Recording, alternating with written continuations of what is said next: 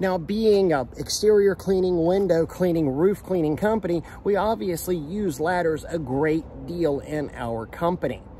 It's company policy to always follow the OSHA guidelines on there for ladder usage. And it's also a further company guideline that we always have a crew of at least 2 people whenever a ladder is being used. I always like to have someone footing the ladder or holding the base of the ladder. Also, in case there was a problem, somebody fell off or the ladder slipped down if it was incorrectly placed, the person now on the ground can help the person that's stranded on the roof.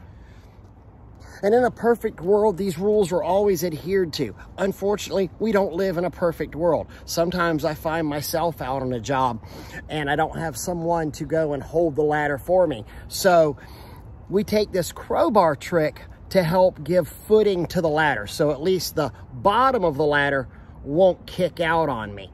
Because a lot of times that's the cause of an accident. This isn't going to solve every accident, every ladder problem out there, but this will keep the ladder from kicking out at the bottom. Now, statistically, in America, there are 500,000 ladder accidents each year. That's 500,000 ladder accidents, and 300 of these accidents actually result in death. So it's really scary, and there's a really high, alarmingly high number of ladder accidents. OSHA also takes a very grim view of ladder accidents. OSHA doesn't believe that any ladder accident should ever happen. They believe that all of these accidents are preventable with proper ladder placement, with proper equipment, and proper ladder use.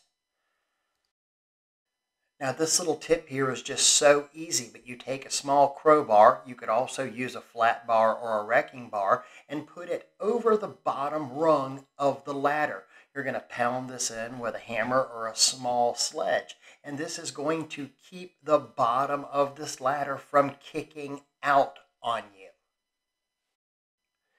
Now, of course, you're not going to be able to do this on concrete. And you should always be aware of underground electric or pipes. If you meet some resistance whenever you're pounding into the ground, stop immediately. You don't want to break anything that could be hidden underground. Again, I would much prefer to have someone there footing the ladder.